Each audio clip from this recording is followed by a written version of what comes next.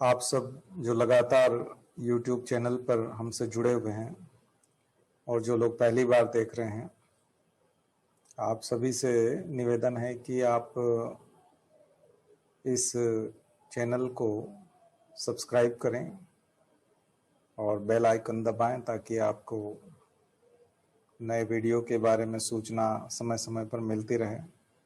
क्योंकि यह social media का ज़माना है और हम लोग सामान्यतः निवेदन नहीं करते और इस प्रकार की कोई रिक्वेस्ट नहीं करते, किंतु हम लोग देखते हैं कि बहुत सारे ऐसे चैनल हैं, बहुत सारे ऐसे वीडियो हैं जो उतने यूज़फुल नहीं हैं, लेकिन फिर भी उन पर बहुत सारे लाइक्स होते हैं, बहुत सारे व्यूज़ होते हैं।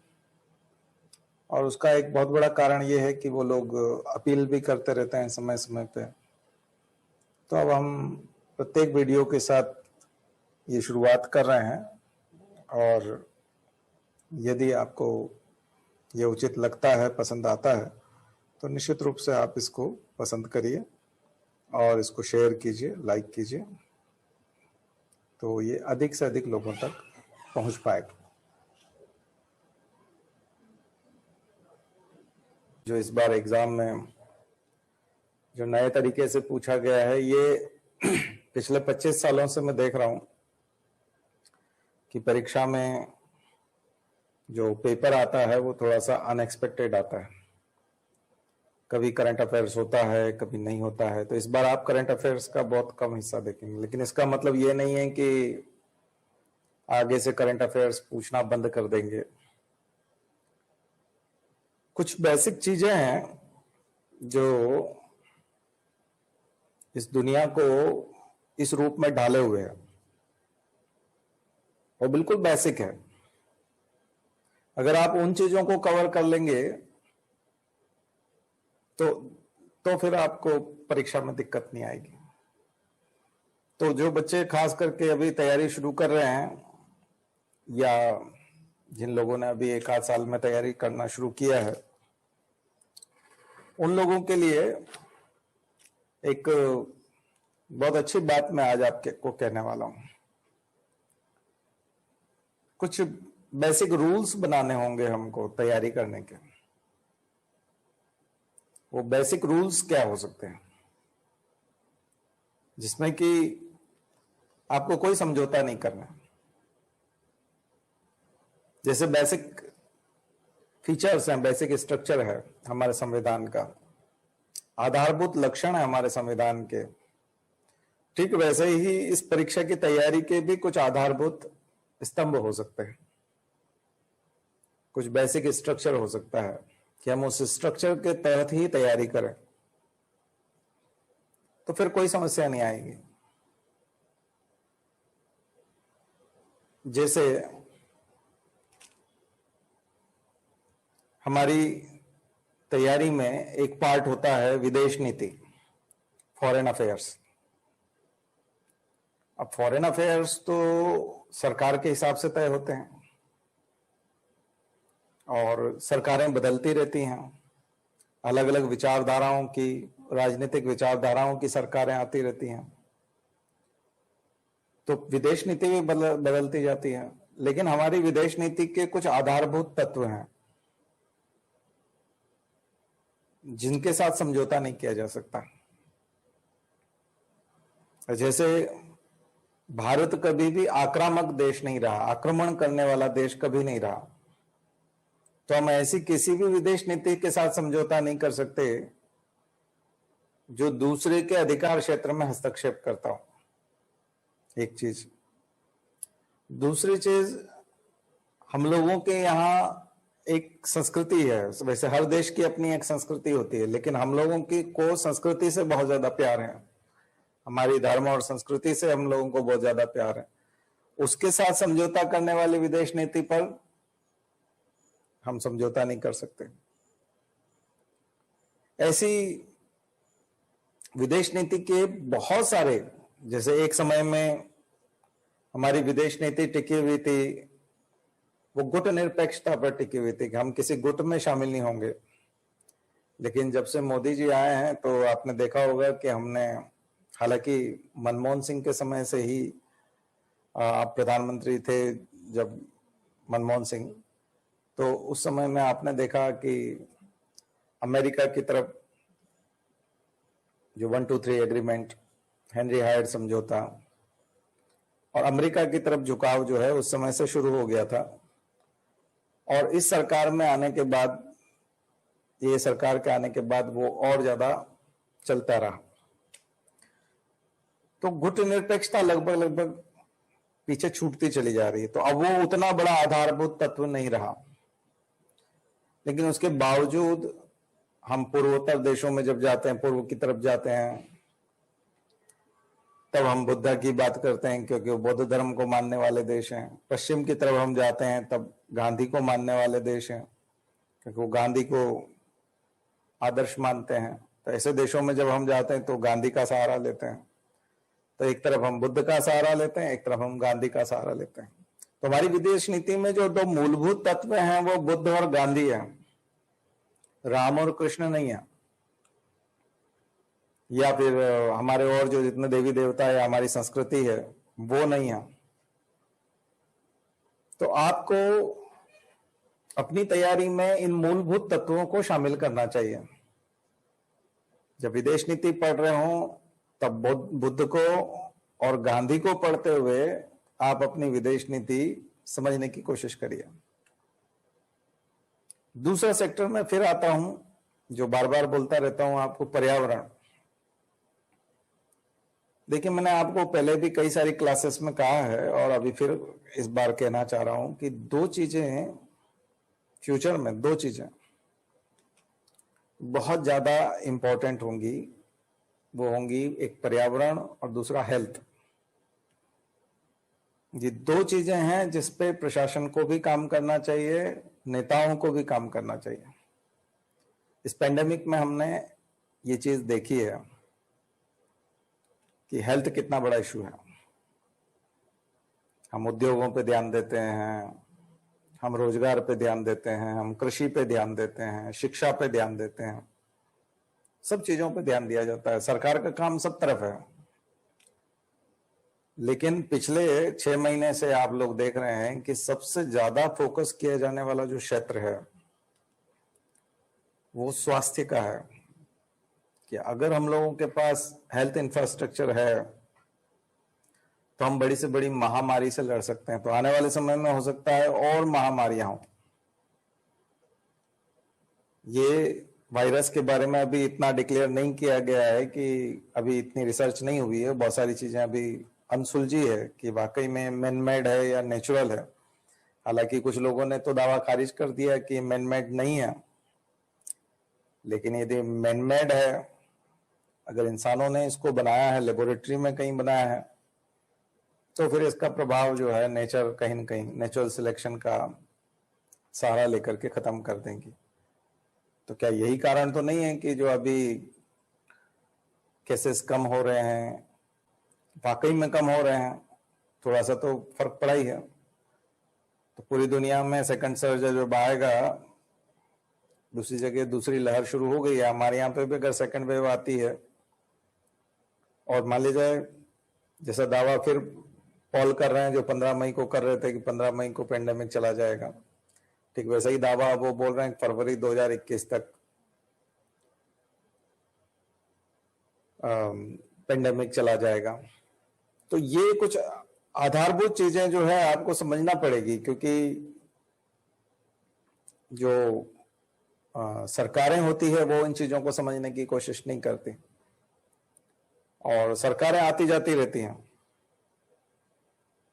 तो ये आपको समझना पड़ेगा। अभी जैसे कि डॉक्टर पॉल को वो अपने सलाहकार में, या यूं कहें कि पेंडेमिक को लड़ने के लिए जो पूरा पैनल काम करता है, उस पैनल के जो चीफ हैं डॉक्टर पॉल, वो बहुत विवादास्पद रहे हैं क्योंकि वो उस समय में दावा कर रहे थे कि पेंडेमिक खत्म हो जाएगा 15 मई को, और ये जो 22 दिन का लॉकडाउन और शुरू के जो लॉकडाउन जो हुए थे जिसमें प्रधानमंत्री आके प्रेस कॉन्फ्रेंस कर रहे थे, उसमें वही आकर के बढ़ चढ़ करके हिस्सा ले रहे थे। अब प्रधानमंत्री अपने सलाहकारों से पूछ करके और ऐसे बयान देते हैं, और उनके सलाहकार यदि इस किस्म के होंगे तो प्रधानमंत्री की भी फजीहत होगी कि आप ये क्या बोलते रहते हो उलझुल। थोड़ा सा इस रिजिम में एक प्रॉब्लम ये है कि अभी तक के जो प्रधानमंत्री थे वो अखिल भारतीय प्रधानमंत्री थे। ये प्रधानमंत्री जो हैं ये गुजरात के ज्यादा हैं, अनुभव भी गुजरात का है, और गुजरात से बाहर आने में अभी तक आ नहीं पाए हैं गुजरात से बाहर। इस वजह से क्या होता है कि जो गुजरात कैडर के ऑफिसर जिनके साथ ये 10 साल मुख्यमंत्री रहे या इनके साथ वो आईएएस रहे, वो उसी कैडर को ऐसा मानते हैं कि ये आईएएस हैं और ये इंटेलिजेंट हैं। और जहां तक मेरा मानना है कि गुजरात कैडर के जो ऑफिसर हैं उन्होंने स्ट्रगल कम देखा है, कि गुजरात अपने आप में एक संपन्न राज्य है, और गुजरात संपन्न राज्य होने के नाते वहां जो गरीबी, भुखमरी, और वो कुछ हिस्सों में है, कुछ जिले ऐसे हैं जो बहुत पिछड़े हुए हैं, भारत के सर्वाधिक पिछड़े जिलों में आते हैं एक तरह से, क्योंकि वो आदिवासी है और थोड़ा सा वहां का जो टोपोग्राफी है, वो टेरेन है, वो भी ऐसा है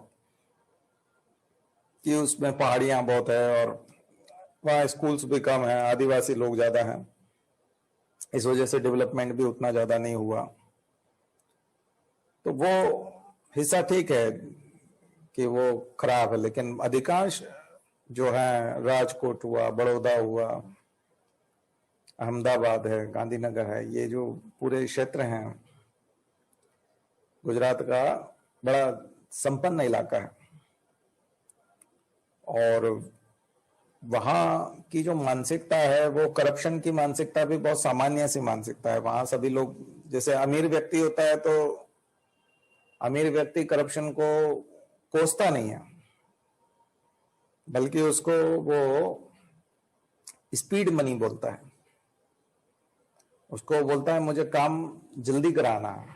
कोई काम यदि 15 दिन में होता है तो वो 5 दिन में करा लेता है उसको पैसा दे करके,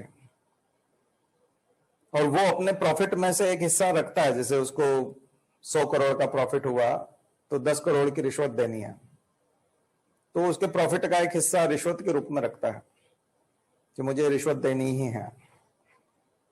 उसमें वो न तो शिकायत दर्ज कराता है, दूसरी जगह जो रिश्वत मांगते हैं अधिकारी लोग, तो उनमें रिश्वत मांगी जाती है, सामने वाला देना नहीं चाहता, ऐसे में फिर शिकायत बाजी होती है। कोई लोकायुक्त में जाता है, ईओडब्ल्यू में जाता है, ईडी में जाता है।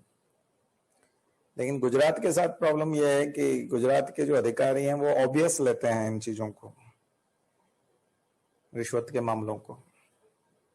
रिश्वत सामान्य बात है, अमीर लोगों में बहुत सामान्य बात होती है रिश्वत बांटना। कोई बिजनेसमैन यदि अपना कोई प्रोजेक्ट 1000 करोड़ का, 2000 करोड़ का, 5000 करोड़ का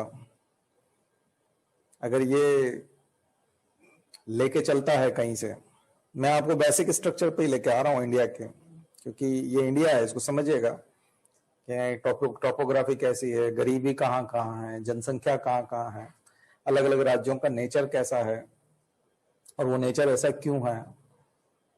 तो अमीर आदमी जब रिश्वत बांटता है इस तरीके से तो वो शिकायत नहीं करता फिरता, तो उससे बदनामी भी नहीं होती और आसानी से रिश्वत भी मिल जाती है और वो उसका काम कर देता है। आपने सामान्य सा भी काम किया है, रूटीन में काम किया है, मान लीजिए कोई इंस्पेक्शन हुआ है और इंस्पेक्शन में सब कुछ चीजें ठीक है, आपकी फैक्ट्री को चेक करने के लिए कोई अधिकारी आए हैं या आपके सिस्टम को चेक करने के लिए कोई अधिकारी आए हैं और आपने सब काम ठीक किया है, बहुत अच्छे से किया है, जरूरत ही नहीं है रिश्वत बांटने की। उसके बावजूद वो पेशकश करता है कि नहीं आपको नहीं, आपका तो सब कुछ ठीक है, आप क्यों दे रहे हैं। बोले नहीं, आपका बनता है। कई बार तहसीलदारों को, कलेक्टरों को लोग ऐसे ही रिश्वत देना चाहते हैं, जबकि उसको सिग्नेचर करना ही है उस कागज पे। एक पिता की 4 संतानें थी, 4 लोगों में बंटवारा हो गया तो भी चारों भाई कुछ कुछ आकर के दे जाएंगे तहसीलदार को। क्यों दे जाएंगे भाई, क्यों दे रहे हो, तुम्हारे बाप की संपत्ति है, तुम चारों में बांट दी, मैंने क्या किया। बोले नहीं सर, ये आपका बनता है। तो ऐसा आपको खराब करेंगे, आपका दिमाग खराब करेंगे लोग भी बिगाड़ते हैं। लोग भी रिश्वत देने की पेशकश करके अधिकारियों का बहुत सारे अधिकारियों को रिश्वत लेने की आदत नहीं है या उनके दिमाग में आया भी नहीं, लेकिन लोग जो है रिश्वत देकर के आपकी आदत बिगाड़ते हैं। तो गुजरात में जिस जगह का मैं बात बता रहा हूं कि प्रधानमंत्री जिस क्षेत्र से आते हैं, वहां के अधिकारियों का माइंडसेट और वहां के लोगों का माइंडसेट बिल्कुल अलग है, और उनको वही अनुभव है। इसलिए सिविल सर्विसेज के अधिकारी को एक अखिल भारतीय अनुभव होना चाहिए। और प्रधानमंत्री अभी भी उस मोड से बाहर नहीं आए। वो वहां जो एक्सपर्ट यूज करते थे गुजरात में, लगभग उन्हीं अधिकारियों पे आज भी वो विश्वास करते हैं, उन्हीं को मानते हैं कि यही अखिल भारतीय सेवा है। तो उनके आसपास जितने अधिकारी होंगे उसमें से 90% अधिकारी गुजरात के हैं या गुजरात में काम किए हुए लोग हैं, अधिकांश लोग। तो इसका मतलब बाकी लोग जो आईएएस बने हैं, आईपीएस बने हैं, वो तो पागल है, फिर उनको तो कुछ आता नहीं है, उनमें कोई टैलेंट नहीं है फिर। बल्कि जिस आदमी ने 10 साल सेवा कर ली है बिहार में, उत्तर प्रदेश के उन क्षेत्रों में, मध्य प्रदेश के इन क्षेत्रों में, राजस्थान के दुर्गम क्षेत्रों में, और जहां समस्याएं बहुत ज्यादा है, उसको अनुभव ज्यादा आया होगा, वो ज्यादा अच्छे से समस्याएं बता पाएगा। नीति आयोग में भी इसी प्रकार के लोग भरे पड़े हैं, इकोनॉमिक एडवाइजरी काउंसिल में भी इसी टाइप के लोग भरे पड़े हैं, पेंडेमिक से लड़ने के लिए जो पैनल बनाया है उसमें भी इसी टाइप के लोग भरे पड़े हैं। तो उसके कारण आपको नेशनल लेवल पर फेल्योर बहुत ज्यादा नजर आता है। और पॉलिसी भी जो इस टाइप की बनती है कि वो गुजरात के लोगों को के हिसाब से जैसे पॉलिसी बनी है, अमीर लोगों के लिए बनी है। इसलिए आप अडानी अंबानी के प्रति जो प्रेम और ये सब चीजें जो देखते हो, वो इसलिए है क्योंकि वो बहुत कॉमन है। अच्छा, उसको वो लोग बुरा नहीं मानते। अगर आप लोगों को कई बार जैसे बिहार का आदमी या बंगाल का आदमी या कम्युनिस्ट आदमी जिसके यहाँ माहौल है कम्युनिज्म का, और जो अमीरों को दुश्मन ही मानता है, ऐसे लोग फिर एक्सट्रीम दुश्मन टाइप बात करने लगते हैं। कन्याकुमार टाइप के जो लोग होते हैं वो एकदम दुश्मन टाइप बात करने लगते हैं मोदी जी के खिलाफ बहुत ज्यादा। और गुजरात का आदमी उनको सहज रूप से पसंद करने लगता है क्योंकि वो उन्हीं के उससे फिट होता है। तो भारत की जो बसावट है, भारत में जो लोग हैं, महाराष्ट्र में अलग कल्चर है, तमिलनाडु का अलग कल्चर है, केरला का बिल्कुल अलग है, इसलिए केरला में सीट ही नहीं आएगी बीजेपी की। तमिलनाडु में दलित राजनीति से जुड़ा हुआ है, जो मैंने आपको बताया, डीएमके या एडीएमके पूरा का पूरा दोनों पेरियार के उस सिद्धांत पे काम करते हैं एक तरह से। तो जहां दलितों, ब्राह्मण विरोधी विचारधारा है पूरी तरह से तमिलनाडु में। खुद जयललिता ब्राह्मण थी लेकिन वो दलितों की राजनीति करती रही, उन्हीं को सबको कुछ देना। वो कम्युनिज्म का एक दूसरा रूप है। वो कम्युनिस्ट नहीं कहलाते खुद, लेकिन वो दूसरा रूप है। इसलिए भारत की राजनीति को और उसके आधार पर आप अगर सिविल सर्विसेज की तैयारी करेंगे तो मुझे लगता है कि पेपर फिर आपके लिए अनएक्सपेक्टेड होगा। इसलिए आप बेसिक स्ट्रक्चर को समझने की कोशिश कीजिए। फिर क्या है कि जैसे इसलिए आप देख रहे हो कि प्रधानमंत्री केवल और केवल अगर इन्हीं लोगों को अपने आसपास रखेंगे, इन्हीं लोगों से राय लेंगे, तो उसका जो नॉलेज गुजरात से रिलेटेड, मुझे लगता है कि प्रधानमंत्री को अपने पैनल में, अपने आसपास सलाहकार के तौर पर पीएमओ में और सबसे नजदीकी जगहों पर, वो जो 10 साल में उन्होंने टेस्ट किए हैं, उनका नॉलेज तो वो ले चुके, उनसे तो काफी कुछ सीख चुके हो। तो अब दूसरे लोगों को मौका देना चाहिए जो पूरे देश में अलग अलग क्षेत्रों में काम कर चुके हैं और जिनके पास अलग अलग तरह का अनुभव है, अलग अलग तरह का काम करने का अनुभव है। तो शायद वो अच्छे से राय दे पाएंगे। पर वह यही है कि जो अच्छे लोग होते हैं वो चापलूसी नहीं कर पाएंगे, चमचागिरी नहीं कर पाएंगे, उतना पैर छूना और झुकना नहीं कर पाएंगे, वो अपने स्वाभिमान से रहेंगे। मैंने ढेरों आईएएस ऑफिसर्स को देखा है जो प्रधानमंत्री या मुख्यमंत्री के पैर नहीं छूते। बहुत सारे लोग नहीं छूते, 50% से ज्यादा आईएएस आईपीएस अधिकारी होंगे जो प्रधानमंत्री मुख्यमंत्री के पैर छूने का काम नहीं करते, ऐसे नमस्कार करते हैं बस। लेकिन ये मनुष्य की कमजोरी है कि वो चापलूसों को और जो बहुत ज्यादा झुकता है उसको पसंद करते हैं। ऐसे लोगों के अपने खुद के एजेंडे भी होते हैं, तो उसका नुकसान पूरे देश को होता है, पूरे प्रदेश को होता है। मुख्यमंत्री यदि ऐसा करता है तो पूरे प्रदेश प्रभावित होता है उससे। प्रधानमंत्री ऐसा करता है तो फिर उससे पूरा राष्ट्र प्रभावित होता है। तो ये बेसिक चीजें हैं जो पॉलिसी बनाने में आपको झलकेंगी। तो आप लोगों के लिए क्या इंपॉर्टेंट है ये संदेश, मैंने ये इस तरह से क्यों शुरू किया? इस तरह से इसलिए शुरू किया कि अगर आप रीजनल टाइप से सोचना शुरू करेंगे और रीजनल रहेंगे तो आप फिर रीजनल ही रह जाएंगे, और आपकी तरफ का अगर कोई आदमी प्रधानमंत्री बना तो फिर आपको वो अपने पास रखेगा, क्योंकि आप उसके मनपसंद बात करते हैं। दरअसल अलग अलग क्षेत्र में जो मैंने आपको एक एग्जांपल दिया रिश्वत का, ऐसे ही अलग अलग क्षेत्र में अलग अलग मान्यताएं हैं इन सब चीजों के प्रति। जैसे रिश्वत के प्रति मैंने मान्यता बताई कि मध्य प्रदेश में मान्यता अलग तरीके से होगी, जो गरीब क्षेत्र है वहां पर बिल्कुल अलग तरह की मान्यता होगी, पैसा वाला क्षेत्र है उसके यहाँ मान्यता अलग तरह की होगी। जैसे कि आप एक एग्जाम्पल लें, कपड़े पहनने का सलीका और वो सब। अब राजस्थान में चले जाएं तो वहां जो राजपूताना है, वो लोग महिला राजपूताना महिलाएं जो है वो पर्दा प्रथा भी रखती हैं, और पूरा कपड़ा पहनने का जो उनका सलीका है वो बहुत बहुत अलग है। गुजरात के क्षेत्र में बिल्कुल अलग तरीके से पहना जाता है। धर्म के हिसाब से देखें तो मुस्लिम महिलाएं जो है वो बुर्का पहनती हैं कई जगह, और यूपी में कई क्षेत्रों में, कई शहरों में आप चले जाएंगे तो बड़ा आश्चर्य होगा कि जैसे गर्ल्स कॉलेज छूटा है या और कोई महिलाओं का झुंड कहीं से निकला है, जैसे आप शाहीन बाग के प्रदर्शन में देख रहे थे, अधिकांश महिलाएं बुरखे में थी। ऐसे बहुत सारा वेशभूषा वाला वो कॉमन है उनके अंदर। दूसरा व्यक्ति कोई कहीं से आता है तो उसको एकदम अटपटा लगता है कि ये क्या है, मतलब खाना खाने का सलीका है, खाने के प्रोडक्ट हैं हमारे पूरे देश में। तो ये जो डाइवर्सिटी है हमारी, चाहे वो कपड़ों के मामले में हो, चाहे खाने पीने के मामले में हो, ऐसा कैसे हो सकता है कि ये जो डाइवर्सिटी है ये केवल खाने में होगी, डांस में होगी, सॉन्ग में होगी, हमारे फोक सॉन्ग अलग अलग होंगे या डांस अलग होंगे या क्लासिकल वाली चीजें, है ना। ये चीजें एजुकेशन में भी आएंगी, ये चीजें इकोनॉमी में भी आएंगी, ये चीजें सेल्फ सेटिस्फैक्शन में भी आएंगी कि किस क्षेत्र के लोग कितने सेटिस्फाइड होते हैं। ये चीजें राजनीति में भी आएंगी, और ये डाइवर्सिटी का इंपैक्ट जो है वो आपकी चीजों को ओरिएंट करने के लिए, चीजों को समझने के लिए भी आएगा। जैसे मैंने अभी आपको बताया कि करप्शन के प्रति व्यवहार, तो कुछ क्षेत्र ऐसे हैं उनके यहाँ करप्शन के प्रति सामान्य व्यवहार है। जैसे कोई गरीब आदमी है और उससे यदि 200 रुपए की रिश्वत मांगी है तो चिंता की लहर दौड़ेगी, उसके चिंता की लकीरें आएगी, पिता के ऊपर भी और पुत्र के ऊपर भी और माँ के ऊपर भी और बहन के ऊपर भी।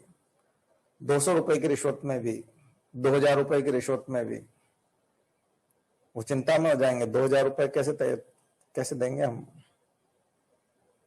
पिता बात करेंगे बेटे से कि 2000 रुपए बहुत ज्यादा नहीं मांग रहे। बेटा कहेगा अब क्या करें, उन चाचा ने भी दिया है, वो कल वो भाई साहब मिले थे, वो उनने भी 2000 दिया, हमको भी देना पड़ेगा। ऐसी चर्चाएं होती है। और किसी अमीर घर में आप चले जाएंगे तो वहां हो सकता है कि वो पिता ये कहे कि वो देखो वो 40 लाख रुपए मांग रहे हैं, लेकिन तुम है ना एक काम करना 20 लाख और ले जाना, 20-25 लाख और साथ में ले जाओ, क्या पता उनका मूड बदल जाए और वो ज्यादा मांग ले। तो दे देना बेटा, अपना काम होना चाहिए, अपना काम से मतलब है।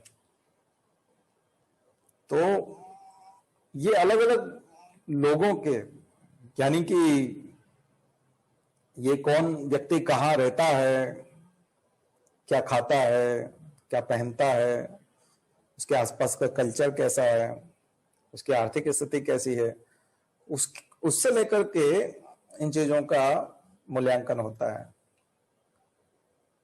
कई बार जो हम मृत्यु भोज का विरोध करते थे तो कई लोग बहुत आसानी से इस विरोध के बारे में हमसे बात करते थे, तो बहुत आसानी से बोल जाते थे कि देखिए उसका बाप करोड़ों रुपया छोड़ गया है। अब समाज को तो फ्री खिलाना चाहिए, उसको जाति वालों को फ्री खिलाना चाहिए, क्योंकि एक दिन भी नहीं खिला सकता क्या वो, मृत्यु भोज होना चाहिए। तो उसका दृष्टिकोण मृत्यु भोज के प्रति वो होता है। उसका दृष्टिकोण ये रहता है कि यदि एक आदमी इतनी भारी संपत्ति छोड़ के गया तो फिर मृत्यु भोज होना चाहिए, क्योंकि उसमें एक दिन के लिए सब लोग खाना खाने के लिए आते हैं, तो कम से कम सब लोगों को अच्छा पकवान और वो सब एक दिन के लिए तो मिले। वो आदमी इतनी सारी संपत्ति छोड़ के गया। पोटलाश का एक मैंने आपको कंसेप्ट बताया था, एक आदमी जिंदगी भर क्वाकी-उटल जनजाति में होता है, क्वाकी-उटल ट्राइब में होता है, वो पोटलाश करता है। पोटलाश करता है जीते जी, यानी पूरी जिंदगी जो है वो कमाता है, और फिर एक दिन जैसे मान लीजिए उसने सुअर इकट्ठे किए और 700 सुअर इकट्ठे हो गए उसके पास, तो जो उसकी जाति में सबसे ज्यादा सुअर उसके पास है, तो एक दिन वो फिर सबको काट डालता है और सबको खिला देता है। और उसके घर के बाहर एक साइन लग जाता है पोटलाश का, और कलर हो जाता है उसके घर पे, एक अलग तरह से पेंटेड होता है कि पोटलाश वाले का मकान है। तो उसकी सामाजिक स्थिति बहुत बढ़ जाती है कि उसने पोटलाश किया है, तो वो अपना जितना अर्जित किया हुआ है वो सब कुछ लुटा देता है और आम आदमी बन जाता है फिर से।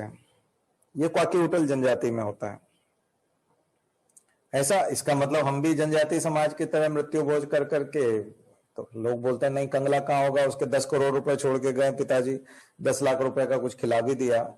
10 लाख का तो कोई खिलाता नहीं मृत्यु भोज, तो 1-2 लाख में 50,000 में भी होता है। लेकिन अगर मान लीजिए किसी का परिचय बहुत ज्यादा है और बहुत ज्यादा लोग मृत्यु भोज में आएंगे तो 10 लाख रुपया खर्च हो जाएगा, उसमें क्या दिक्कत है। लेकिन एक आदमी ने क्या किया कि उसने जीवन में महसूस किया, क्या महसूस किया, वो ऐसे क्षेत्र में रहता था जहां लोगों के पास पैसा ज्यादा नहीं था। उसके पास 2 एकड़ जमीन थी, उसका पिता मर गया, उसने वो जमीन किराने वाले को या जो उसको उधार दे सकता है उसको वो गिरवी रख दिया, और उसने 1 लाख रुपए में मृत्यु भोज कर लिया। तो वो जो जमीन है उसका जो 1 लाख रुपए का ब्याज ऐसा चला, ब्याज का कुछ चक्र विशेष साइकिल बहुत खतरनाक होता है, तो वो ब्याज ऐसा चला कि वो 1 लाख रुपया कब 2 लाख हो गया और कब 3 हो गया और कब 4 हो गया, और वो जमीन जो है उसकी चली गई और वो खेतिहर मजदूर हो गया। अब वो मजदूरी करता फिरता है दूसरे के खेतों में, जबकि उसके पास खुद के पास खेत था और उससे वो पेट का पालन कर सकता है। तो 2 तरह के दृश्य लोगों ने देखे हैं। एक तरफ पैसे वाले व्यक्ति को मृत्यु भोज करते हुए देखा है कि उसके पास 10 करोड़ था और उसमें से 10 लाख रुपए का उसने मृत्यु भोज कर दिया। एक ने मात्र 1 लाख रुपए का मृत्यु भोज किया, लेकिन उसका जो 2 एकड़ जमीन था वो बिक गया और वो मजदूर बन गया।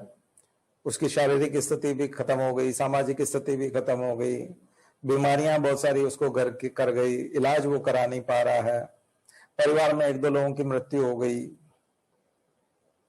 और वो मृत्यु भोज के कारण जो है पतन में चला गया। जिसने ये दृश्य देखा है उसका मृत्यु भोज के प्रति दृष्टिकोण दूसरा होगा, और जिसने एक दृश्य देखा है अमीर आदमी को मृत्यु भोज करते हुए तो उसका दृष्टिकोण दूसरा होगा।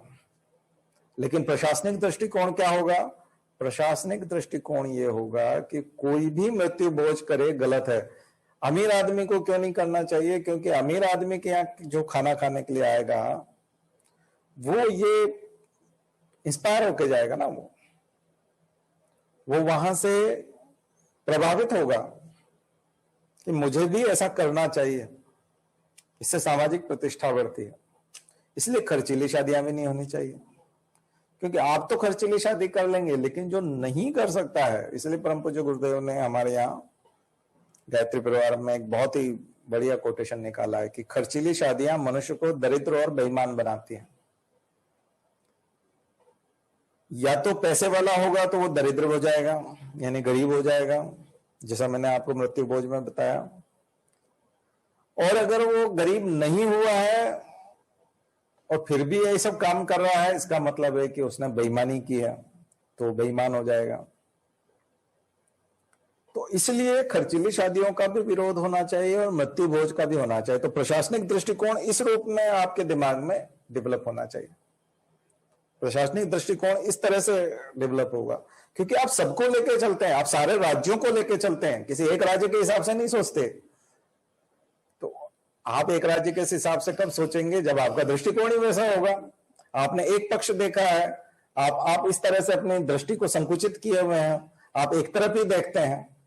कोल्हू के बेल को जैसा वो पट्टा लगा देते हैं ना, या उसके हाथ पे ऐसा कर देते हैं, तो कोल्हू के बेल को घूमना सिखाया जाता है, ताकि वो इधर उधर ना देखे, वो गोल गोल घूमता रहे, ताकि कोल्हू चलता रहे और तेल बनता रहे। तो जो तेल निकालने वाला है वो अपना कोल्हू का बेल के पट्टी लगा देता है दोनों तरफ, ताकि वो उसको गोल गोल घुमाना चाहता है, उसको दूसरा रास्ता दिखाई नहीं पड़ता। जबकि देश हमारा बहुत व्यापक है और आप इस देश की रीढ़ की हड्डी बनने जा रहे हैं। स्टील फ्रेम माना जाता है सिविल सर्विसेज को। सिविल सर्विसेज क्या है? स्टील फ्रेम है इस देश की, आप मेरुदंड है इस देश का। तो आपको इस देश का प्रत्येक क्षेत्र समझ में आना चाहिए, हर हिस्सा समझ में आना चाहिए। किसान बिल आप लेके आए, अब वो डेफिनेटली जो फार्म इनकम है और जो है वो गुजरात के दृष्टिकोण से बिल्कुल सही हो सकता है। इसलिए आप देखोगे कि अडानी अंबानी का जो फलना फूलना जारी है वो गुजरात मॉडल की वजह से है, क्योंकि वो उनके मॉडल के हिसाब से फिट व्यक्ति बैठा हुआ है, वो उसको सपोर्ट करता है, वो उसको सपोर्ट करते हैं। और ये जो है गुजरात में बुरा माना ही नहीं जाता है इस तरह से, ये ऑब्वियस माना जाता है कि हमारा आदमी अगर वहां पहुंचा है तो हमारा काम करेगा, हम उसको जैसा कहेंगे वैसा वो करेगा, हम उसकी सुविधाओं का ख्याल रखेंगे, उसकी पार्टी को पैसा देंगे, उस व्यक्ति को सपोर्ट करेंगे, उसको आगे बढ़ाएंगे, चुनाव में जिताने के लिए कुछ भी करेंगे। तो ये स्वाभाविक म्यूचुअल अंडरस्टैंडिंग जिसको कहते हैं, और इसको जनता भी बुरा नहीं मानती है, परिवार में भी बुरा नहीं माना जाता, धार्मिक रूप से भी बुरा नहीं माना जाता, राजनीतिक रूप से भी बुरा नहीं माना जाता, सामाजिक रूप से स्वीकृति है और आर्थिक रूप से परस्पर सहयोग है। बिल्कुल स्वाभाविक बात है। कई जातियां और कई क्षेत्र ऐसे हैं जहां पर करप्शन को, यानी कि शादी ब्याह में जो दहेज वाला करप्शन है उसको गलत ही नहीं माना जाता। क्या पिता के पास इतना है, अपनी बेटी को नहीं देंगे क्या? लेकिन बात यह है कि आप दोगे तो ये एक ट्रेंड बनेगा, ये एक आदत बनेगी। दहेज को बुरा क्यों माना जाता? मान लीजिए किसी पिता के पास में 100 करोड़ रुपया, 90 करोड़ रुपया है और 2 लड़के हैं, 1 लड़की है, और 2 लड़के 1 लड़की है, तो 30-30 करोड़ तीनों का बनता है। तो पिता ने 10 करोड़ रुपया शादी में खर्च कर दिया और 20 करोड़ का दहेज दे दिया, तो लड़की का हिस्सा हो गया, तो उसमें तो कुछ भी गलत नहीं होना चाहिए,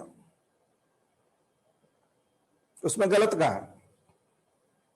लेकिन प्रशासनिक दृष्टिकोण से जब आप सोचते हैं तब बात दूसरी होती है, तब आप उसको गलत मानते हैं। गलत क्यों मानते हैं? क्योंकि अगर आपने दहेज दिया तो प्रत्येक लड़की के पिता से यह अपेक्षा की जाएगी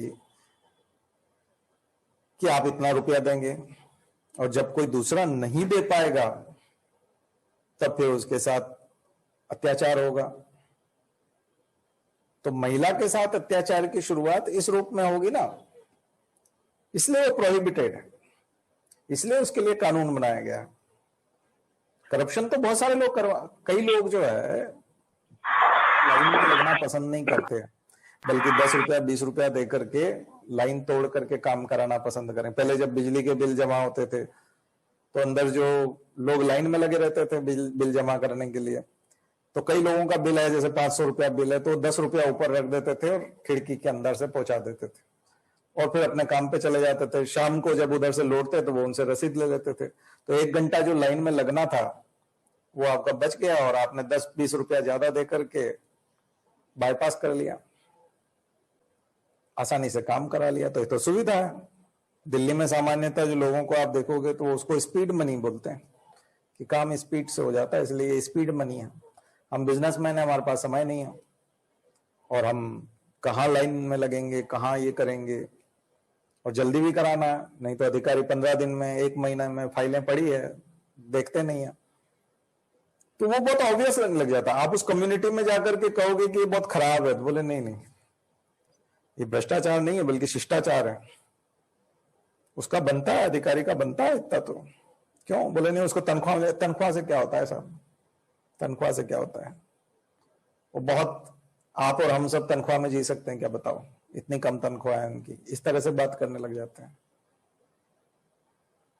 तो आप अगर इस कम्युनिटी में जाएंगे वहां और उस तरह से बात करेंगे तो आप तो फोर्थ पेपर में लिखने लग जाएंगे कि करप्शन तो बहुत अच्छी चीज है, फिर तो आप फेल होंगे ना। तो सिविल सर्विसेज की तैयारी तो उनके शिष्टाचार के हिसाब से नहीं हो सकती, सिविल सर्विसेज की तैयारी तो आदर्श रूप में ही होगी।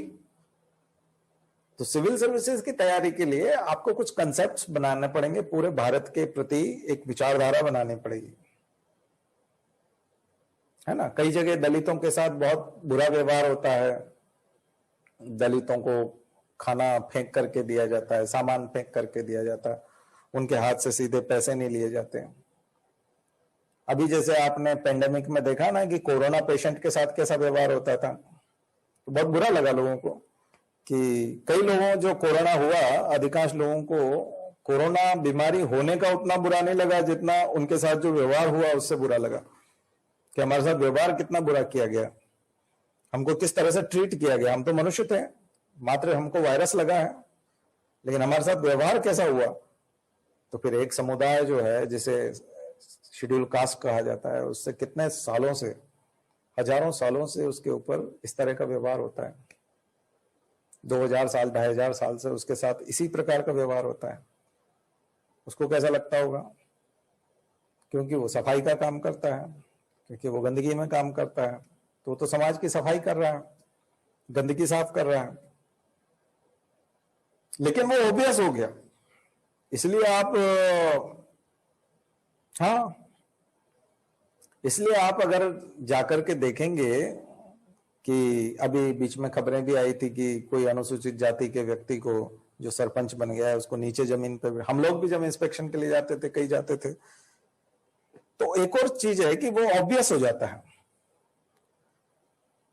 जैसे सरपंच है तो उसको नीचे बिठाया हुआ है, जमीन पे बिठाया हुआ है, उसको कुर्सी पे नहीं बिठाया हुआ है।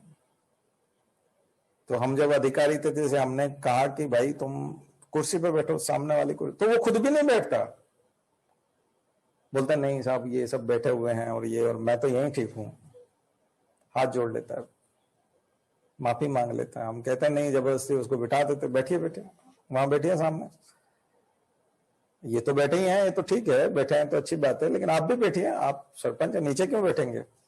अभी तो सस्पेंड कर दिया है कुछ लोगों को। अब जैसे कोई अधिकारी ऐसा है जिसने जातिवाद नहीं देखा, कोई कोई राज्य ऐसे हैं जहां जातिवाद इस हद तक नहीं है ना। पंजाब में जैसे मजहबी सिख्स हैं, उनके साथ होता है, या और कई ऐसे राज्य हैं जहां बहुत ज्यादा छुआछूत नहीं है, वहां मतलब इतनी ज्यादा अनटचेबिलिटी नहीं है। कुछ राज्यों में बहुत ज्यादा है, अभी आप जब यूपी की बात कर रहे थे तो यूपी में बहुत ज्यादा है, बिहार में बहुत ज्यादा है, महाराष्ट्र में बहुत ज्यादा है, गुजरात में भी कुछ हिस्सों में बहुत ही ज्यादा है, और राजस्थान में बहुत है।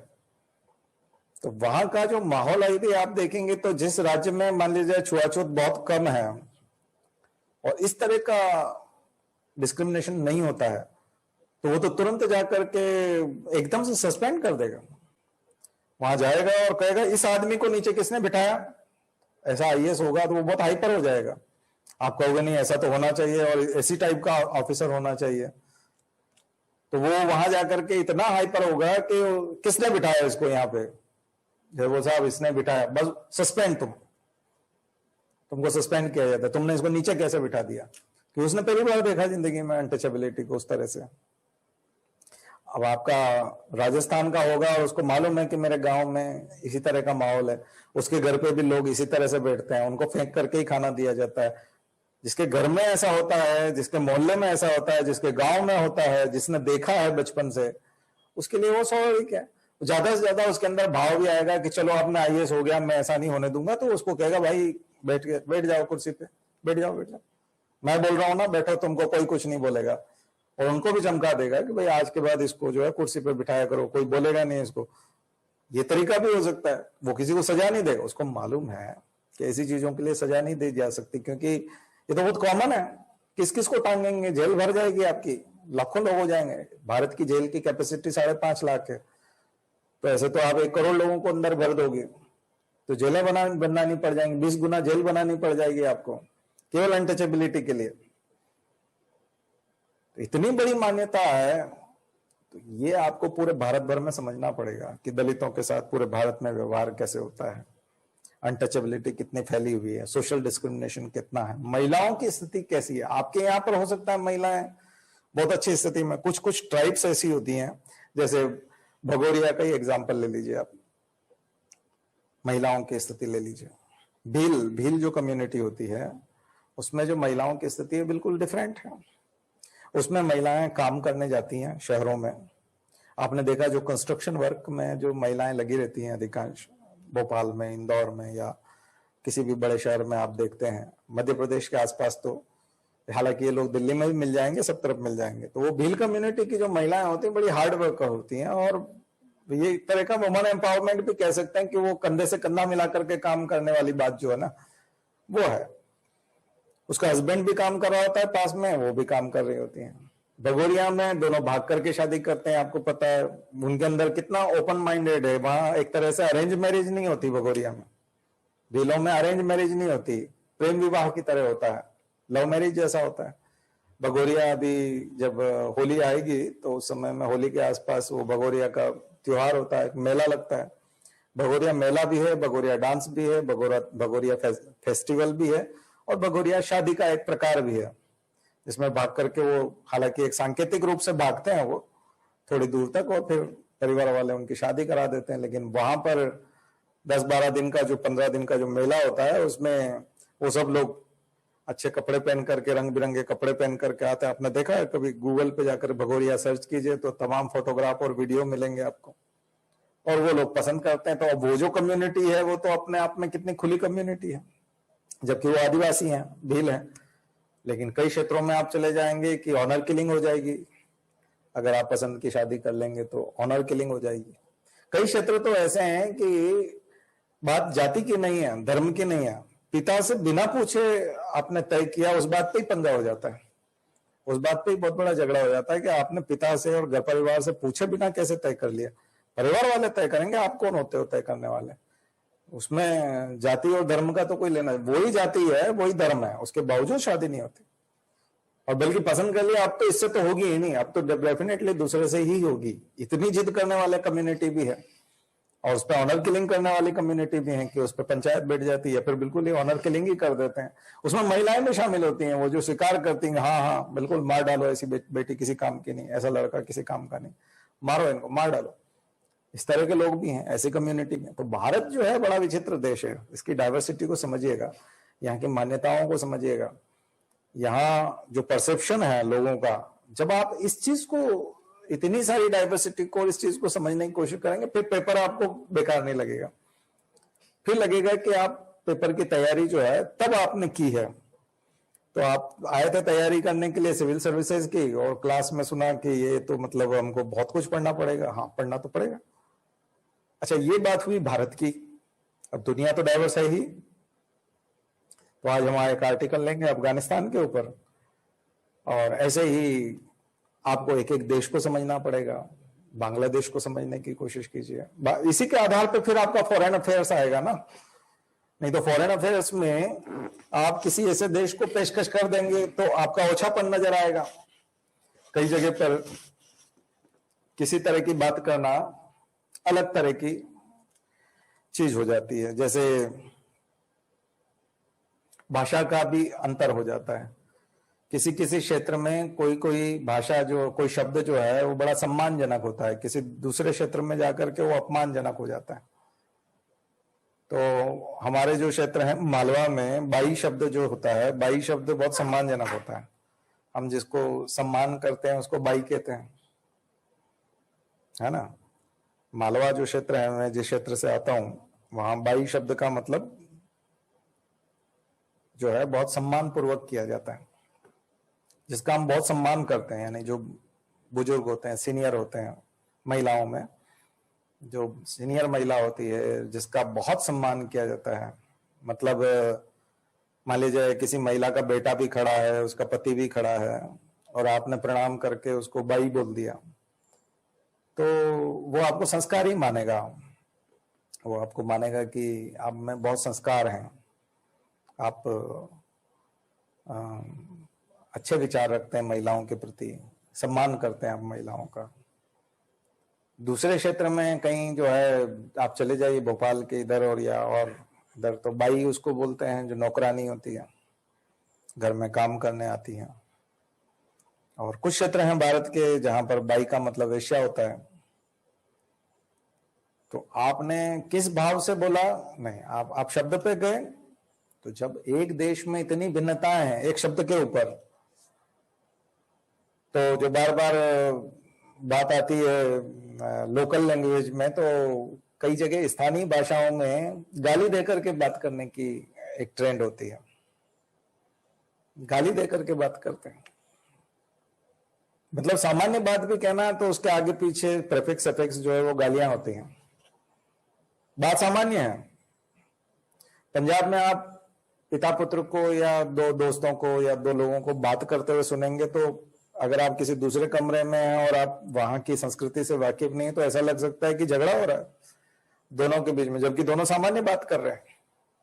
उनका टोन ऐसा होता है, भाषा ऐसी है कि, और उसका जो बोलने का तरीका है वो ऐसा है कि उसमें ऐसा लगता है कि क्या है। दिल्ली में एक सरदार जी से जब हमने पता पूछा कि कहाँ है, मतलब ये घर कहाँ है, तो हमको वो ऐसे बाह पकड़ के घसीटते हुए ले गए और उस मकान के सामने ले जाके खड़ा कर दिया, बोले ये है। अब वो पता बता रहे थे, लेकिन ऐसा लग रहा था कि ये घसीट करके कैसे ले जा रहा है, उनको ताकत ही बहुत है। वो तो पूरा खाना खाने के बाद इतना बड़ा लस्सी का गिलास पीते हैं, हम आधा नहीं पी सकते, आधा पी लेंगे तो उसके बाद खाना नहीं खा पाएंगे। तो उनका जो तरीका है वो ऐसा तरीका है कि उससे आप तो नाराज हो जाएंगे कि ये पता बताने का कौन सा तरीका भाई, तेरे से पता पूछा तो हमारा एक तरह से मोलेस्टेशन जैसा हो गया, हालत खराब कर दी हमारी। नहीं, वो उसका तरीका ही ऐसा ही है, पता बताने का तरीका भी ऐसा है कि आपको बड़ा उज्जट टाइप लगेगा, ऐसा लगेगा ये क्या नहीं, जबकि उसका वो सहज भाव है, वो आपकी मदद करना चाहता है। आप फिल्मों में खान लोगों को देखते होंगे, अफगानिस्तान के खान बाबा या ऐसा कोई किरदार देखते होंगे, है ना। जैसे आपने जंजीर फिल्म में प्राण का रोल देखा होगा अमिताभ बच्चन के सामने, है ना। तो उसका जो स्टाइल है बात करने का, और वो तो कबीज का बच्चा ऐसे, यानी जिसको प्रेम भी जताना है तो उसमें गाली निकाली जाती है उसको, और उसको बोलता है क्या तू इस तरह से करेगा क्या हमारे साथ, मतलब खाना भी खिलाएंगे तो दादागिरी से खिलाएंगे, अरे ये खाना पड़ेगा तुमको।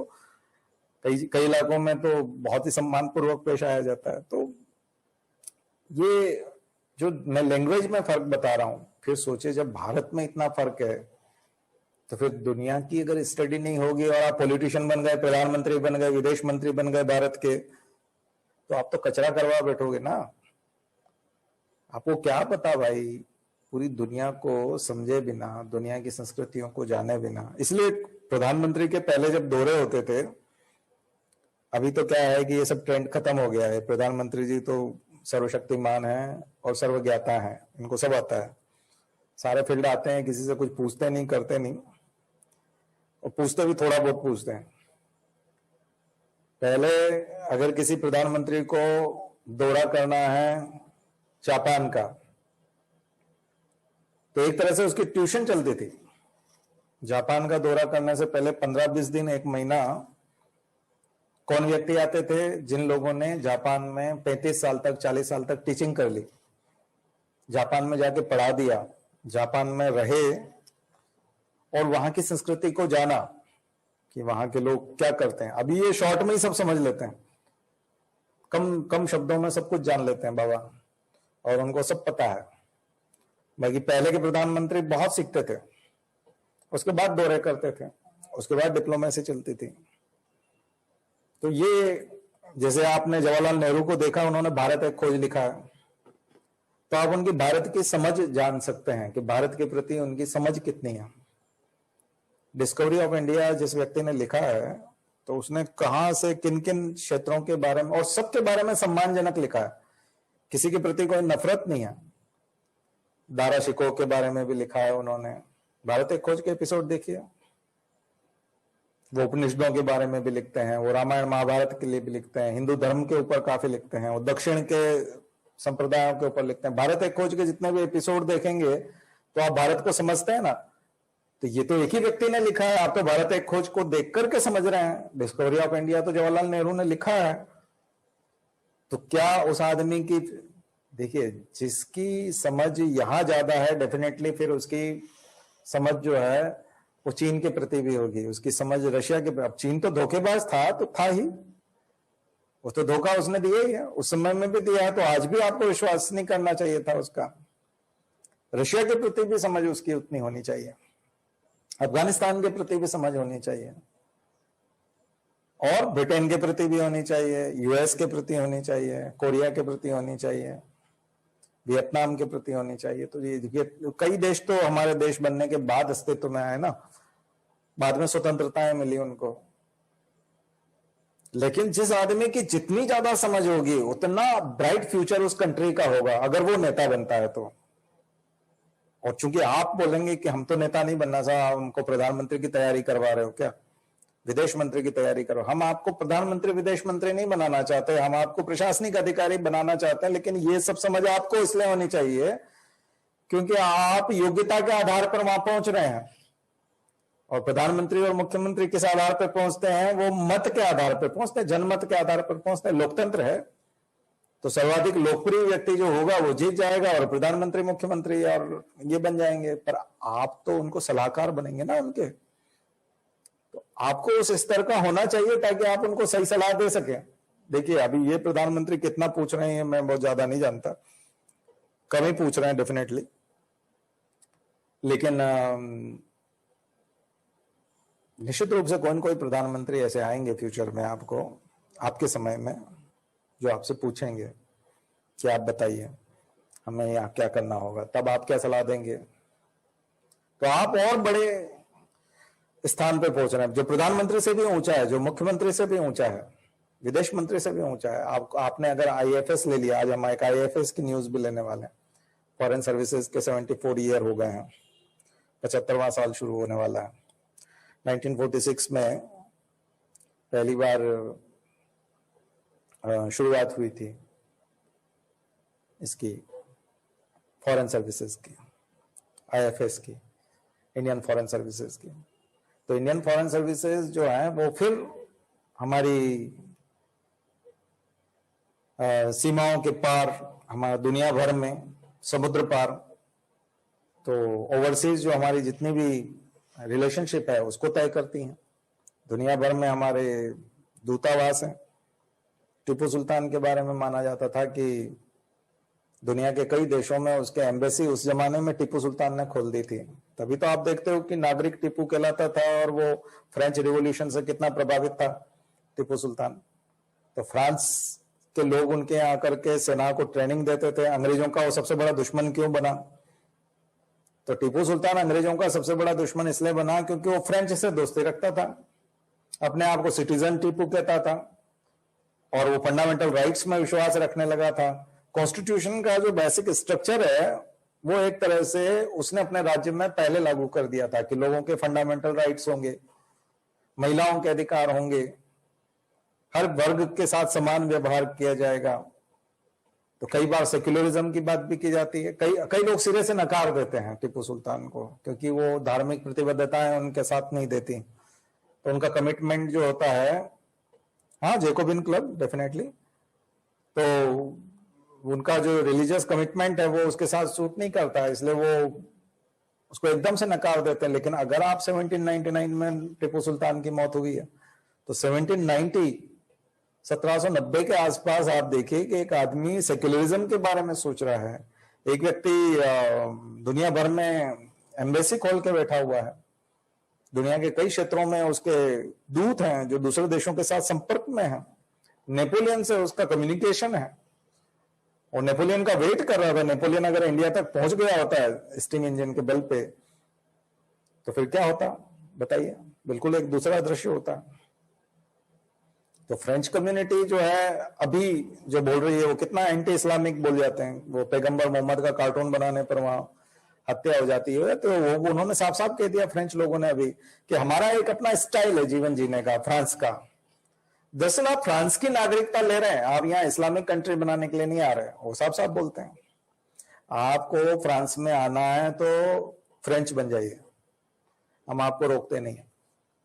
आप फ्रेंच बनिए ना, फ्रांस में रहिए, लेकिन आप फ्रांस में आकर के इस्लाम थोपना चाहते हैं, कट्टर इस्लामिक इसको बनाना चाहते हैं।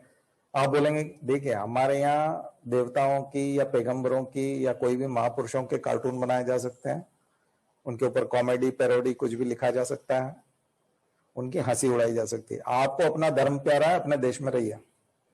आपको अपने देवता की, गॉड की मान लीजिए इज्जत बहुत प्यारी है और आप उसके बारे में कॉमेडी या उसकी इंसल्ट सहन नहीं कर सकते। हमारे यहाँ तो हंसी भी उड़ाई जाएगी, कार्टून भी बनाए जाएंगे, प्ले भी होंगे, कॉमेडी भी होगी, सब कुछ होगा, गाने भी बनाए जाएंगे और फैशन में भी इस्तेमाल किया जाएगा। ये फ्रांस है और ये फ्रेंच परंपरा है और ये फ्रेंच कल्चर है। आप फ्रांस की नागरिकता लेना चाहते हैं तो आपको फ्रेंच होना पड़ेगा। और आप यदि इस्लामिक बने रहना चाहते हैं, कट्टर इस्लामिक, आपको अपने पैगंबर बहुत पसंद है और पैगंबर के बारे में आप थोड़ा सा भी कुछ भी नहीं सुन सकते, तो फिर आप अपने घर पे रहिए। आपको किसने कहा फ्रांस में आने की? फ्रांस में क्यों रहना चाहते हैं? यहां किसी भी धर्म मजहब को कोई इंपॉर्टेंस नहीं दिया जाएगा, किसी का कोई प्रिविलेज नहीं है, किसी का विशेषाधिकार नहीं है। तो ये फ्रेंच स्टाइल है। तो ये 1789 वो फ्रांस की रिवॉल्यूशन से चला आ रहा है। इक्वेलिटी, फ्रेटर्निटी, और तो फिर किसकी बात कर रहे हैं? भाईचारे की, इक्वेलिटी की और स्वतंत्रता की। ये इतने प्रकार की स्वतंत्रता की बात हो रही है। तो समानता, स्वतंत्रता, भाईचारा, ये सब फ्रांस की रिवॉल्यूशन की बेसिक, तो फ्रेंच रिवॉल्यूशन जो आपको बेसिक चीजें पढ़नी ना किसी किसी देश के बारे में, तो उसमें से एक चीज है जैसे French revolution, American revolution. Martin Luther king को पढ़िए, गांधी को पढ़िए, नेल्सन मंडेला को पढ़िए, साउथ अफ्रीका समझ में आएगा। बांग्लादेश की स्वतंत्रता की कहानी पढ़िए, आपको पूरा शेख मुजीबुर रहमान और उसकी पूरी कहानी समझ में आएगी। चे गुवेरा को और उधर को पढ़िए, आपको सारी चीजें समझ में आएंगी दक्षिण अमेरिका की और उसकी। तो दक्षिण अमेरिका के काफी सारे देश हैं जहां पर जनरल सुहार्तो को पढ़िए, इंडोनेशिया के, तो जनरल सुहार्तो के बारे में पढ़िए। तो नेहरू जो है उस समय में गुटनिरपेक्षता के कारण किन किन लोगों से जुड़े थे और नाम में नॉन अलाइनमेंट मूवमेंट में कौन कौन लोग थे। रशियन रिवॉल्यूशन को पढ़िए, वो अपने आप में एक अलग प्रकार की। स्टालिन को पढ़िए। तो आपको बहुत सारे व्यक्तित्व पढ़ने पड़ेंगे। अभी जो मैं बेसिक स्ट्रक्चर की बात कर रहा हूं, तो फिर आपको नहीं लगेगा। कार्ल मार्क्स को पढ़िए, फिर आप देखोगे गांधी, कार्ल मार्क्स का प्रश्न आया। हाँ, तो ये तो सदाबहार प्रश्न है। कभी दास कैपिटल पूछ रहा है, कभी वर्ग संघर्ष पूछ रहा है, कभी बुर्जुआ पूछ रहा है, कभी सर्वहारा वर्ग के बारे में पूछ रहा है, कभी वो क्रांति की बात कर देता है, कभी गांधी के साथ तुलना कर देता है, कभी किस अलग अलग समय में एंजिल के बारे में पूछेगा। कई बार इकोनॉमिक्स की थ्योरीज के बारे में बात होने लग जाएंगी, एडम स्मिथ के बारे में बात होने लग जाएगी। फिर कई सारे लॉ जो दुनिया भर में पूंजीवाद के ऊपर और इसके ऊपर दिए हुए हैं, संपत्ति के ऊपर, उन लॉ के बारे में बात होने लग जाएंगी। तो आपको पॉलिटिकल साइंस के कुछ मूल, अब इसके लिए आप इग्नू के नोट्स का सहारा ले सकते हैं। इग्नू में आपको महत्वपूर्ण राजनीतिक चिंतक, पॉलिटिकल थिंकर मिल जाएंगे, सोशियोलॉजिकल थिंकर मिल जाएंगे, दुनिया भर के रिलीजियस थिंकर मिल जाएंगे, और फिर रिवोल्यूशनरी ऐसे नेता मिल जाएंगे, माओ से तुंग जैसे और स्टालिन जैसे, ऐसे लोग मिल जाएंगे। फिर उदारवादी नेताओं में गांधी की परंपरा के अनुयायी मिल जाएंगे बहुत सारे, नेल्सन मंडेला जैसे ढेरों लोग मिल जाएंगे। कुछ प्रधानमंत्री के रूप में महिला प्रधानमंत्री हुई हैं, जैसे मार्गरेट थैचर हुई हैं, जिन्होंने छाप छोड़ी है। हाँ, अभी न्यूजीलैंड की जेसिंडा जो है वो फिर से बन करके आई है, न्यूजीलैंड की प्रधानमंत्री, बहुमत से जीती हैं अभी, फिर दोबारा प्रधानमंत्री बनी है। ये सब एग्जाम्पल हैं। सिरिमाओ भंडारनायके हैं जो विश्व की पहली महिला प्रधानमंत्री हैं श्रीलंका की। तो श्रीलंका की राजनीति में कुछ लोग निकल करके आएंगे। कुछ लोग आपको नेपाल से भी मिल सकते हैं, जिनके भारत के साथ अच्छे संबंध रहे, ऐसे प्रधानमंत्री। नेपाल के कॉन्स्टिट्यूशन का उदय अभी अभी हुआ है, उसके बारे में। दुनिया भर के एथनिक ग्रुप के बारे में पढ़िए कि कौन कौन से एथनिक ग्रुप दुनिया भर में जो है जिनमें आपसी लड़ाई झगड़ा चलता रहा है, परंपरागत रूप से चलता रहा है। जाति श्रेष्ठता की कहानी, अपने आप को सुप्रीम मानना, सुप्रीमेसी मानना, कलर के आधार पर, जाति के आधार पर, धर्म के आधार पर, कौन अपने आप को सुप्रीम मानता है, उसके कारण उन्होंने कितने सारे जिनोसाइड किए हैं। उन जिनोसाइड की कहानियां पढ़ी है। आज जो मैं लेक्चर आपको बता रहा हूं, ये प्रॉपर सिलेबस जो हमारा चलेगा उससे थोड़ा सा अलग है। हो सकता है कि वो स्किप हो जाए, सिलेबस को हम पढ़ाएं, तो सिलेबस से प्रश्न उतने नहीं आते। देखो आपको बता दूं, मैं जो बता रहा हूं वहां से प्रश्न ज्यादा आएंगे, क्योंकि इससे दुनिया की समझ बढ़ेगी। ये है बेसिक स्ट्रक्चर, समझ का बेसिक स्ट्रक्चर, कि आप अपनी समझ कैसे बनाएंगे। अगर उसका बेसिक स्ट्रक्चर आपको बनाना है तो आपको इसी रूप में चलना पड़ेगा। तो फिर आप एक अच्छे राजनेता भी साबित हो सकते हैं और अच्छे एडमिनिस्ट्रेटर भी साबित हो सकते हैं, क्योंकि आपको पूरी दुनिया की समझ होगी, डाइवर्सिटी की समझ होगी। आप किसी भी बात को उस तरह से डिसीजन लेंगे, जैसे मैंने अभी आज आपको कुछ एग्जाम्पल देके बताया, आप उस तरह से बात को समझेंगे। नहीं तो आप पूर्वाग्रहों के साथ रहेंगे, प्रेजुडिस रहेंगे, और अगर आपके मन में पहले से यदि कोई चीजें रहेंगी तो फिर आप निर्णय नहीं ले पाएंगे। निर्णय लेंगे तो फिर वो न्याय नहीं होगा। तो आपको फ्यूचर में जस्टिस करना है, आपको काम करना है, तो आपको अपनी पढ़ाई का लेवल बढ़ना पड़ेगा। आप जितना पढ़ेंगे ना उतना दिमाग खुलेगा। दिमाग खुलने का मतलब, अदरवाइज आप एक विचारधारा में बंधे हुए रह जाएंगे। आपको लगेगा कि नहीं यही सब कुछ है, यही संपूर्ण है। ऐसे में आप कचरा कर लेंगे, अपना खुद का भी, समाज का भी, और देश का भी, और दुनिया का भी बंटाढार कर देंगे, जैसा ट्रंप कर रहे हैं और दुनिया के कई सारे देशों में चल रहा है। तो ओबामा में और ट्रंप में जमीन आसमान का अंतर है। ओबामा बहुत पढ़ाई करते थे, बहुत पढ़ते थे। ट्रंप बिल्कुल नहीं पढ़ते हैं, बिल्कुल भी नहीं पढ़ते हैं। ओबामा यदि 1000 लाइन पढ़ते हैं तो ट्रंप 10 लाइन पढ़ता है। तो दोनों में जमीन आसमान का अंतर है, उसकी गंभीरता में, उसके चलने में, बोलने में, व्यवहार में, उसकी डिप्लोमेसी में, उसके फॉरेन अफेयर्स में, उसकी इकोनॉमी में, उसकी पॉलिटी में 100% डिफरेंस है। आप देखो, जमीन आसमान का अंतर है। एक कहाँ है, कहाँ है। लेकिन आप कहोगे कि नहीं, लोकप्रिय तो ट्रंप है, चुनाव तो वो जीतते हैं, डेमोक्रेट तो हार जाते हैं, हिलरी क्लिंटन तो हार जाती हैं। चुनाव हारना जीतना एक बिल्कुल अलग चीज है, क्योंकि जनता में कितनी समझ है, वो मीडिया के प्रभाव में कितनी आती है, कितना उनको मैनेज किया जाता है, उसके आधार पर। जो प्लूटोक्रेट्स होते हैं, जो बहुत पैसे वाले लोग होते हैं, वो उनको मैनेज करते हैं, मीडिया को मैनेज करते हैं। उनको कैसा आदमी चाहिए? उनको मूर्ख आदमी चाहिए। प्लूटोक्रेट धनपति आदमी को मूर्ख राजनेता चाहिए, ताकि वो उनके हिसाब से चला सके। समझदार आदमी तो अपनी बात करेगा। ओबामा को आप चला नहीं सकते। अमेरिका का कोई अरबपति खरबपति आदमी ओबामा को अपने हिसाब से डिसीजन लेने के लिए बाध्य नहीं कर सकता, लेकिन ट्रंप को कर सकता है, ट्रंप को समझा सकता है। तो मूर्ख राजनेता जो होते हैं वो प्लूटोक्रेट का खिलौना होते हैं, और प्लूटोक्रेट को मूर्ख ही चाहिए, समझदार चाहिए ही नहीं उसको। उनको मालूम है समझदार होगा 10 तरह के प्रश्न करेगा, वो बोलेगा यहाँ पे डिस्क्रिमिनेशन हो जाएगा। जैसे ही कोई प्लूटोक्रेट आएगा और कोई पैसे वाला आदमी कोई प्रोजेक्ट बताएगा, बोले अच्छा, मतलब ये बात है। आप अंदाजा नहीं लगा सकेंगे लोग किस तरह से काम करते हैं। कई आदमी बहुत भोलेपन से काम करते हैं। ऐसा लगता है कि जैसे एक आदमी ने आके कहा कि साहब ऐसा है कि मेरे पास 4 एकड़ जमीन है और मैं 1 एकड़ जो है वो मंदिर के लिए दान देना चाहता हूं।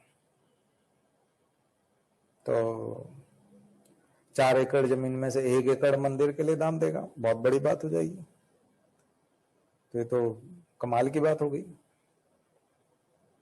तो उसने जो है 1 एकड़ जमीन पे मंदिर के लिए जैसे ही दान दी, उसका प्रचार खूब करवा लिया।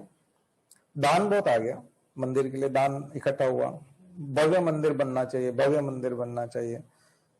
साहब ये दानदाता है, इन्होंने 1 एकड़ जमीन दी है, भव्य मंदिर बनेगा। तो दुनिया भर के लोगों से दान ले लिया गया, भव्य मंदिर बना दिया गया, धर्मशाला बन गई, रुकने की जगह हो गई, सब हो गया। बाकी 3 एकड़ जमीन की वैल्यू बहुत बढ़ गई। पहले वो जमीन जो है मान लीजिए 10 लाख रुपए एकड़ की थी, तो एकदम से वो 2 करोड़ रुपए एकड़ की हो गई। बात समझ में आई? तो ये प्रपोजल अगर किसी ने दिया है तो कई बार ऐसा लगता है कि बहुत शानदार प्रपोजल है और ये तो मतलब इससे बड़ा दानी और कौन होगा, लेकिन उससे ज्यादा चालू आदमी भी और कोई नहीं हो सकता। वो कितना चालू आदमी है कि उसने अपनी 30 लाख की जमीन 6 करोड़ की कर ली। 30 लाख की जमीन 6 करोड़। बना लिया उसने उसका, और हमको लगता है कि उसने मंदिर के लिए दान में दिया, जबकि उसका दिमाग किस तरह से चल रहा होता है। तो ये पॉलिटिशियन समझ नहीं पाते। फिर इस प्रकार के जब बिजनेसमैन इस तरह के प्लान लेके आते हैं तो वो उनको समझ में नहीं आता। उनको लगता है कि ये बहुत वेलफेयर वाला काम है, ये बहुत फिलेंथ्रोपी वाला काम कर रहे हैं, ये कॉर्पोरेट सोशल रिस्पॉन्सिबिलिटी में जा रहा है। ऐसा नहीं है, पॉलिटिशियन के समझ में ही नहीं आता, क्योंकि वो उस तरह से सोच ही नहीं पाता। और जिसके समझ में आ जाती है वो बहुत पहले से उसको उस तरह से डिसीजन को लेता है। मुझे लगता है आप लोगों को बातें समझ में आएंगी तो आप जागरूक आदमी बनेंगे, खुद का शोषण भी नहीं होगा कभी, और ना ही आप अपने आसपास किसी का शोषण होने देंगे। तो समझेंगे तो फिर पूरी मानवता भी त्राही त्राही नहीं करेगी, जो हम लोगों ने अभी लॉकडाउन में किया और इकोनॉमी हमारे देश की बैठी, बहुत सारे लोगों को जान से हाथ धोना पड़ा, एक्सपेरिमेंट में ही चला गया पूरा का पूरा टाइम। अब जाकर के डॉक्टर्स को सबको समझ में आने लगा नहीं नहीं नहीं, ये तो दरअसल इतनी मौतें जो हुई है, अब वो केवल हिपेरिन दे रहे हैं, ब्लड थिनर दे रहे हैं, उससे भी काम चल रहा है, कुछ नहीं करना है। कोविड से मौतें एकदम कम कैसे हो गई? अब प्रैक्टिस हो गई डॉक्टरों को। पहले ज्यादा मर रहे थे लोग, क्यों मर रहे थे? बोले वो हार्ट पेशेंट बहुत मर रहे थे, डायबिटिक लोग बहुत मर रहे थे। कारण क्या था? तो कारण ये था कि जो ब्लड क्लॉट कर रहा था, ब्लड गाढ़ा हो रहा था, जिन जिन में ब्लड गाढ़ा ज्यादा रहता है तो उसको फिर उन्होंने वो हिपेरिन और ब्लड थिनर और वो सब देना ज्यादा शुरू किया। तो ठीक है, कभी कोविड की दवाई तो नहीं आई है, वैक्सीन नहीं आई है, लेकिन कुछ प्रैक्टिसेस डॉक्टर्स ने सीख ली है कि जैसे ही कोई पेशेंट आता है उसको थोड़ा सा थिनर देना शुरू कर दो, उसको हिपेरिन देना शुरू कर दो, उसको रेमडेसिविर के डोज भी थोड़ा बहुत काम कर रहे हैं, रेमडेसिविर भी ठीक ठीक काम कर रही है, वो दे दो। पहले केवल एजिथ्रोमाइसिन और परंपरागत एक दो मेडिसिन से जैसे तैसे काम चला रहे थे, अब कुछ मेडिसिन के अब कॉम्प्लिकेशन समझ में आने लगे हैं डॉक्टर्स को कि ऑक्सीजन कब देना है, थिनर कब देना है, रेमडेसिविर के डोजेस कब लगाने हैं, और साथ में और दूसरी सब्सिडरी चीजें जो है वो कैसे काम करेंगी। यानी कि वो हीलिंग जो है उसमें आयुर्वेद और थोड़ा सा एलोपैथी और थोड़ा सा समझ, और उससे लोगों ने मैनेज कर लिया है। अब आप देखोगे कि अब डेथ बहुत कम होने लगी है। तो धीरे धीरे वायरस भी जो है, और चूंकि अगर मैनमेड रहा, जो जैसा कुछ लोग मानते हैं कि वो लेबोरेटरी में इंसानों ने ही बनाया, तो डेफिनेटली फिर उसका जो वायरुलेंट जो टाइप है वो चेंज होगा, और उसमें जो म्यूटेंट होंगे, नए नए म्यूटेंट जो आएंगे म्यूटेशन के बाद में, वो डेफिनेटली कम प्रभावी होंगे। और रेप्लिकेट जब होता है ना बार बार आरएनए, तो उसकी जो वायरुलेंस की जो प्रॉपर्टी है वो भी कम होती जाती है, इन्फेक्शन की प्रॉपर्टी भी कम होती जाती है। तो हो सकता है कि धीरे धीरे वो अपना प्रभाव कम कर दे, और फिर किसी दिन ऐसा भी हो सकता है अचानक से कि जो सामान्य एंटीबायोटिक हैं जो दूसरे फ्लू के लिए और उनके लिए काम कर रहे थे, या कोरोना की फैमिली के जो दूसरे अदर वायरसेस हैं उनके लिए जो बने थे, उस टाइप की जो मेडिसिन है वो कभी अचानक से काम करने लग जाए, क्योंकि वो इतना कमजोर हो गया कि वो मेडिसिन अब काम करने लगी जो अभी 1 साल पहले नहीं कर रही थी। तो हो सकता है बाद में जाकर के काम करने लग जाए। तो कोरोना क्योर हो सकता है 6 महीने में, अगले 6 महीने में। वो अपनी प्रॉपर्टी खोने के कारण भी कर सकता है, या फिर हम सपोर्टिव जो मेडिसिन या दूसरी जो चीजें दे रहे हैं, हम कारण समझ गए कि मोर्टेलिटी क्यों हो रही है। तो जब लोग मरना बंद हो जाएंगे, मोर्टेलिटी अभी भी 2 के नीचे चली गई है, और अगर वो 1 के नीचे चली गई तो फिर तो दूसरी बीमारियों से भी कम घातक हो जाएगा। उससे ज्यादा लोग तो वैसे ही मर जाते हैं दूसरी बीमारियों में, उनकी मोर्टेलिटी तो और ज्यादा होती है। तो वो जो कोमॉर्बिडिटी वाली जो बात आ रही थी कि साथ साथ कुछ मॉर्बिडिटी वाले जो चीजें हैं, जैसे डायबिटीज है, साथ में किसी को ब्लड प्रेशर है और एज ज्यादा है, तो ऐसे आदमी को बचाना बहुत मुश्किल है। तो उसका कारण यही था कि उसमें ये चीजें अब रिसर्च लेवल पे तो उतनी चीजें नहीं हो पाई, लेकिन डॉक्टर से सीख गए हैं। और फिर आजकल यूट्यूब का जमाना है, सोशल मीडिया का है, तो दुनिया भर में डॉक्टर्स एक दूसरे के एक्सपीरियंस शेयर कर रहे हैं, एक दूसरे से बात कर रहे हैं। कोविड सेंटर बने हुए हैं, हॉस्पिटल्स, तो एक हॉस्पिटल वाला अगर ये चीजें अप्लाई करके ठीक कर लिया उसने, तो दूसरे ने फिर वो दूसरे हॉस्पिटल वाले को सजेस्ट किया, या एक दूसरे का मॉडल समझने के लिए भी लोग जा रहे हैं कि आपका मॉडल बहुत अच्छा है कंट्रोल करने का, डिजीज कंट्रोल वाला, आप हमको समझाइए कि हम कैसे मिटिगेट करें। तो ये चीजें हो रही है, और इसके आधार पे हम लोगों ने काफी हद तक वो चीजें कर ली है, नॉलेज एक्सचेंज करके, और इस तरह से हम लोग कामयाब हुए हैं एक तरह से कोविड को कंटेन करने में। अब वो वैक्सीन भी नहीं है, कोई स्पेसिफिक मेडिसिन भी नहीं है, लेकिन जो कोमॉर्बिडिटी के कारण जो डेथ हो रही थी उसको कंट्रोल किया है। टाइम स्पैन भी हम लोगों ने कम कर लिया है। अभी इन दिनों में जितना हॉस्पिटल पहले में टाइम स्पेंड करना पड़ रहा था, अब उतना नहीं कर रहे हैं। अधिकांश लोगों को हॉस्पिटलाइज करना भी गवर्नमेंट ने बंद कर दिया। तो जो बेड वाली प्रॉब्लम आ रही थी बीच में कि बेड खत्म हो जाएंगे, बेड मिलेंगे नहीं, इधर उधर लोग मरेंगे, वो सब चीजें लगभग खत्म हो गई, क्योंकि बेड की प्रॉब्लम भी अब उतनी नहीं रही, क्योंकि लोगों को हॉस्पिटलाइज किया ही नहीं जा रहा है, उनको होम क्वारंटीन करा जा रहा है। उनको कहा जा रहा है आप घर पे रहिए, इतने दिन में अगर सिम्टम्स ऐसे कुछ होते हैं तो हम देंगे। तो पहले हर किसी को वहां एडमिट, पैनिक भी फैला हुआ था, स्टिग्मा भी, सोशल स्टिग्मा भी था। तो इन सब चीजों की वजह से हम लोगों ने उनको सबको एडमिट कर रहे थे, तो इस वजह से हॉस्पिटलाइज हर कोई हो रहा था, तो बेड की कमी आ गई थी। और वेंटिलेटर भी कब उपयोग में लेना है, ऑक्सीजन कब देना है, इन सब का भी अब एक प्रोटोकॉल लगभग बन चुका है। और आईसीएमआर से लेकर के एम्स और इन सब ने, बाकी अभी प्रधानमंत्री की जो सलाहकार परिषद है वो बोगस है। प्रधानमंत्री के एडवाइजरी काउंसिल बकवास चीज है, उनके सारे प्लान फेल रहे हैं। शुरू के सारे जो प्रवचन पे टीवी पे आकर के जो दिए, सारा जो था संदेश सब बकवास था, किसी में कोई दम नहीं था। ये तो हमारी सबकी प्रैक्टिस है और सोशल कह सकते हैं कि कलेक्टिव हमारी सबकी एक रेस्पॉन्सिबिलिटी हमने समझी। बाकी सरकार ने और प्रशासन ने तो कचरा करके रखा हुआ था। तो खैर जो भी है, हम लोग जीते हैं इस पेंडेमिक को और इसको कंट्रोल करें, इससे बाहर आए, इसी की दरकार है।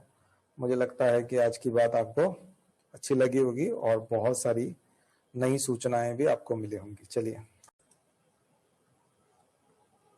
आप सब जो लगातार YouTube चैनल पर हमसे जुड़े हुए हैं और जो लोग पहली बार देख रहे हैं, आप सभी से निवेदन है कि आप इस चैनल को सब्सक्राइब करें और बेल आइकन दबाएं ताकि आपको नए वीडियो के बारे में सूचना समय समय पर मिलती रहे।